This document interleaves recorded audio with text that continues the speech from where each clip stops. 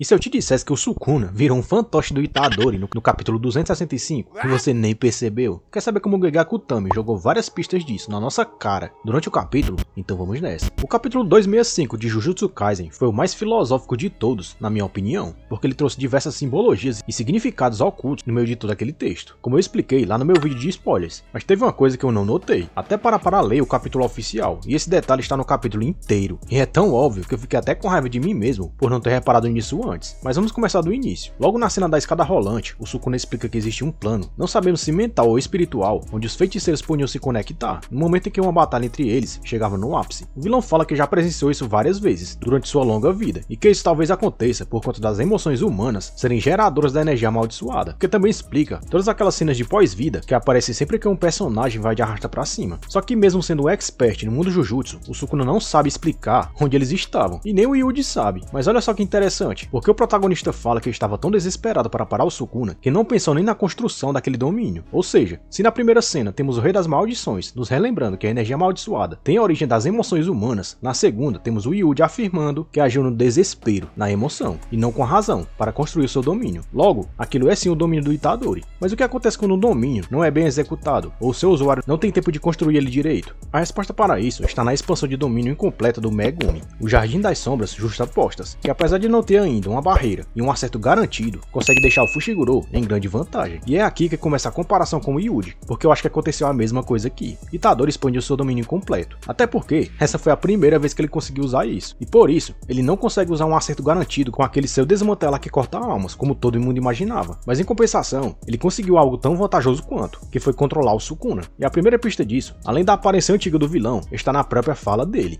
Yuji diz que queria um tempo para conversar com o vilão, e fala para ele segui-lo. Olha essa frase. Você que acompanhou o Jujutsu Kaisen até aqui, já viu o Sukuna seguir ordens de alguém? Ainda mais de alguém que ele despreza tanto? Não faz sentido. Mas calma que tem mais. Do lado de fora de Itakami, o Itadori mostra uma estátua para Sukuna, mas fala que só quem morava ali, que realmente conhecia o nome daquilo. Yuji fala que viveu ali durante alguns anos, até se mudar de volta para Sendai, com seu avô, por conta do trabalho dele. Itadori diz que voltou recentemente para aquela cidade, para o funeral de um amigo do seu avô, e fala do fato da cidade estar bem menos populosa nessa visita deles, provavelmente porque a galera estava se mudando para cidades maiores, em busca de mais oportunidades. Ou seja, podemos notar aqui que o domínio do Yuji, na teoria, é toda a extensão das memórias dele. Em outras palavras, a sua barreira envolveria as memórias do Itadori, e é por isso que vemos esses dois alternando tanto entre cidades diferentes e até pulando entre épocas diferentes durante todo esse capítulo. Yuji se conforma que a cidade estava do jeito que deveria estar, seguindo seu curso natural, porque é assim que as coisas são, e se pergunta se aquele amigo do seu avô viajaria para Sendai para prestar a mesma homenagem ao Asuki se ele não tivesse falecido primeiro. Essa parte é bem curiosa, porque o Sukuna fica calado, dando a entender que ele não entende bem essas interações humanas. Agora em um parque, Itadori revela que foi ali onde ele mais brincou, e também onde mais passou sufoco, porque um dia ele ficou com a perna presa em um dos balanços, achando que não iria escapar nunca. Ele também lembra da vez em que deixou sua moeba cair na areia, e ao tentar lavar, viu ela escorrer pelo ralo até desaparecer. Ah, traumas de infância, quem nunca? Aqui temos outro ponto interessante do capítulo, porque ao pararem no jardim da praça, o Yuji fala que aquela flor era uma glória da manhã, ou seja, um azagão, que aliás, são flores de origem da era Heian, como eu expliquei lá no vídeo de spoilers. O detalhe é que o Sukuna corrige ele, dizendo que aquelas eram agissais, como se fossem hortênsias aqui do ocidente. Isso deixou claro pra mim que o Yuji tá tentando fazer algum tipo de teste com Sukuna, tentando descobrir se ele tinha lido ou não as suas memórias, enquanto estava preso em seu corpo. É tanto que o Yuji joga um verde, falando que sabe o nome daquela flor, mas que estava distraído, que por isso se confundiu. Só que pra mim, isso não cola. Inclusive, mais na frente do capítulo, ele pergunta ao vilão se ele por acaso não tinha lido as suas memórias, o que é mais um indício de que o domínio do Yuji tem alguma ligação com essas memórias do protagonista. Itadori pergunta como o Sukuna sabia tanto sobre flores, e o vilão fala que só podia ser por conta das memórias do Megumi, o que faz o Yuji acreditar que na verdade ele estava se referindo às memórias dele, mas só não queria dar o braço a torcer. E como o vilão não tinha humilhado o protagonista ainda nesse capítulo, ele faz questão de dizer que jamais leria memórias tão fúteis, lembrando que eles já estão em Sendai desde aquela cena do parque. Mas por que o Yuji tá tentando descobrir se o Sukuna leu ou não as suas memórias de infância? Pra mim, é pra decidir se ele vai ou não tentar salvar o vilão, trancando ele dentro do seu corpo, ou se ele vai acabar com ele definitivamente. E sim, galera, ele consegue fazer isso com aquele desmantelar que corta almas. Yuji e Sukuna param em outro parque, onde se podia pegar lagostins. E aqui de novo, o protagonista chama o vilão para pescar e ele obedece. Será que o Sukuna tá correndo atrás do Yuji de boas, ou ele realmente tá preso em um comando de obediência inteligência dele? Já deixei a sua opinião. Itadori fala que não deveria ter problemas para o maior feiticeiro de todos os tempos pegar um simples lagostinho, mas Sukuna só pega a varinha e manda ele calar a boca. Me lembrou muito o Deadpool carregando Wolverine pra lá e pra cá em uma jornada que ele não queria seguir, mas que não tinha escolha. Sukuna pega um lagostinho grandão e zoa o protagonista, que tinha pegado o meio pequeno, mas Yuji fala que o crustáceo do Rei das Maldições era americano, enquanto o dele era japonês, portanto valia bem mais. Já no centro da cidade, Yuji mostra uma loja de departamentos, bem ao estilo Amazon e Walmart, e fala que ao chegar na cidade, ela acaba com os pequenos negócios, mas como ela tinha um cinema no andar de cima, ele não ficou tão triste assim. Itadori diz que o centro da cidade era bem poluído visualmente, mas quando eles se afastavam para os arredores, a cara de interiorzão se destacava, com a floresta tomando conta do cenário. Sukuna retruca, dizendo que não estava esperando por nada extraordinário mesmo, então pra ele tanto faz. Só que de novo, se isso é tão desinteressante, porque ele não questiona ou tenta sair dali, por que continua seguindo o Itadori por onde ele vai? Eu duvido que seja só curiosidade. Afinal, a cena das flores provou que o Sukuna leu sim todas as memórias do Yuji. Itadori e Sukuna chegam nos arredores da cidade, e o protagonista fala que aquela área era majoritariamente verde, que fazia ele sempre correr pra ali, na sua infância, pra caçar gafanhotos. Só que ultimamente, as aparições dos bichos estavam mais raras, o que pode significar que os fazendeiros andavam usando pesticidas mais potentes. Sukuna fica impaciente, mas Yuji fala que ainda tinha mais um lugar que ele queria mostrar. Itadori leva o Sukuna para uma fazenda, que ele visitava bastante em sua infância com seu avô, e lá ele revela que não só gostava de cavalos por causa das suas cabeças estranhas, como do sorvete que eles faziam ali. Itadori revela que um dia ele gastou toda a sua mesada comprando sorvetes, e comeu tanto que quase vomitou. Sukuna pergunta se Yuji sempre foi um abobado, mas ele responde à ofensa chamando o vilão para praticar arco e flecha, e ele vai. Cara, é isso que eu não tô entendendo, porque o Sukuna tá seguindo o Itadori como se fosse o cachorrinho dele. Já no campo de tiro, o Sukuna acerta o seu alvo em cheio, tirando onda pra cima do Yuji, que diz que fazia sentido ele acertar, já que na era Heian, eles praticamente nasciam com arco e flechas nas mãos. E não é à toa que o Rei das Maldições tem uma técnica dessa modalidade, né, que é o Fuga. Já pode praticar nas Olimpíadas. Os dois mudam de época novamente, dessa vez para a infância do Yuji, em um período de inverno, onde o garoto gostava de tomar chá pela manhã, depois de ajudar a limpar a neve na frente da sua casa. Yuji fala que nas noites de Natal, ele ouvia sons estranhos, que pareciam ser de sinos, o que fazia ele acreditar em Papai Noel, mas ficou extremamente frustrado quando viu que na verdade, aqueles sons eram das correntes presas nos pneus dos veículos para que eles não derrapassem. Só que o Sukuna perde a paciência com o Yuji e fala que já bastava daquilo. Cara, imagina se o Sukuna pegasse uma fila no Brasil, ou se tivesse que esperar por atendimento médico em um hospital por aqui. Ele ia quebrar tudo. Itadori diz que já tinha mostrado tudo o que queria, enquanto o Sukuna pergunta onde ele queria chegar com tudo aquilo. Yuji fala que acreditava na essência da vida, que a essência da vida era entender que se tinha um papel, e que essa pessoa deveria lutar a todo custo para cumprir esse papel, mesmo que isso significasse perder a própria vida. Só que recentemente, ele passou a ter uma visão diferente. Yuji não chega a revelar sua nova filosofia de vida, mas por tudo que já vimos até aqui, e levando em consideração que a sua visão mudou depois do sacrifício do Chozo, eu acho que ele quis dizer que a vida humana é mais importante que o próprio propósito individual de cada um. Ou seja, para o Itadori hoje, proteger uma vida vale muito mais do que seguir um objetivo. É tanto que eu acho que se perguntassem para ele hoje se ele se arrepende de ter começado aquela guerra contra o Sukuna, eu tenho certeza que ele vai falar que não valeu a pena perder tantos amigos para parar o vilão. É por isso que ele tá tentando barganhar com o Sukuna aqui, para que ele pare a carnificina para poupar as vidas que restaram. E como seu domínio ainda não deve ter um acerto garantido, como eu acho, faz sentido ele buscar um acordo antes de partir para a segunda opção, que é fazer de tudo para acabar com seu inimigo, inclusive se sacrificando no processo. Nas páginas seguintes, vemos diversos personagens que foram importantes para o Yuji durante a sua vida: Nanami, Junpei, Wasuke, Chozo, Nobara, Gojo, Mahito e Sukuna. Olha só que interessante, porque todos eles já foram de arrasta pra cima. Então será que a foto do vilão aqui, junto com uma tesoura, não seria uma pista do autor de que o Sukuna já foi derrotado e realmente tivemos um salto de tempo na história? Inclusive eu falei sobre essa teoria nesse vídeo aqui, onde eu tento explicar mais sobre o domínio do Itadori. Confere aí que tá bem bacana. Yuji fala que as mesmas pessoas que não possuem laços com ninguém, que não trabalham ou possuem um propósito de vida, tipo um comuna de apartamento no Brasil, mesmo a vida dessas pessoas tem valor, porque elas tanto poderiam ser importantes para alguém, seja filho, amigo ou familiar, quanto poderiam guardar lugar nas lembranças e memórias de outras pessoas. Cara, muito bonito isso que o Yuji falou aqui. Pegando a vida real como exemplo, um dia eu tava em outra cidade e deixei cair minha carteira. Uma mulher viu e me alcançou para devolver. E algumas vezes eu já me peguei pensando nessa pessoa, não porque era uma gata, mas pela atitude, que provavelmente vai fazer eu lembrar do rosto dela pro resto da minha vida. Afinal, a gente tá no Brasil, e não se vê uma atitude dessas para o bem do próximo todo dia. Acho que foi isso que o Itadori quis dizer. Yuji fala que o mérito não estava em morrer como um herói, cumprindo aquilo que você achava ser o seu propósito. O verdadeiro mérito estava em reconhecer o valor da vida, e por isso ele odiava tanto quem agia como se a vida das pessoas não valesse nada. O prota ainda completa dizendo que ninguém nascia com a vida predestinada, e ninguém era ferramenta de ninguém. Essa última parte eu não concordo tanto, já que basta reparar no tanto de pessoas pelo mundo que cometem e defendem atrocidades em nome de uma religião, partido político novo ou ídolo falso. Sukuna responde que para ele, pessoas ruins ou boas eram tudo a mesma coisa, e que ele entendia a mensagem que o pirralho estava querendo passar, mas ele só não sentia nada mesmo, o que faz até a gente questionar se o Sukuna não abriu mão de seus sentimentos e das emoções depois de virar uma maldição, ou então ele sempre teve uma mente livre das emoções, tipo como acontece na cabeça de um psicopata. Yuji diz que talvez ele tivesse errado em sua nova filosofia, e por ter mostrado tudo aquilo ao rei, enquanto o vilão fala que assim como ele aceitou o declínio daquela cidade, ele também precisava aceitar que ele é assim e nunca vai mudar. É como eu disse no vídeo de spoilers, o Sukuna nada mais é do que uma força da natureza, com quem não se pode negociar, mudar ou parar, apenas deixar acontecer e se afastar o mais longe possível da destruição, exatamente como o Miguel fez. Yuji lamenta e fala que não tinha jeito mesmo, enquanto o Sukuna responde que se por acaso ele tivesse emoções, a covardia do Itadori lhe deixaria pasmo. O vilão pergunta onde estava todo aquele ódio que ele sentia por ele, só que na mesma hora o vilão se toca que na verdade o Yuji estava com pena dele, que por isso ele estava tentando fazer um acordo. Sukuna pergunta se o pirralho estava sendo misericordioso com ele, e o Yuji confirma que sim, ameaçando que se o vilão não largasse o corpo do Megumi e voltasse para o dele, ele iria acabar com o Rei das Maldições ali mesmo. Furioso, o Sukuna fala que ele estava enganado, pois ele não só ia fatiar ele inteiro, como ia antes massacrar todas aquelas cidades e todas aquelas pessoas que ele dizia serem valiosas. A pergunta que fica é, será que ali dentro o Sukuna pode fazer isso, ou ele está preso em um contrato de comando com o Itadori, como eu acho que já aconteceu?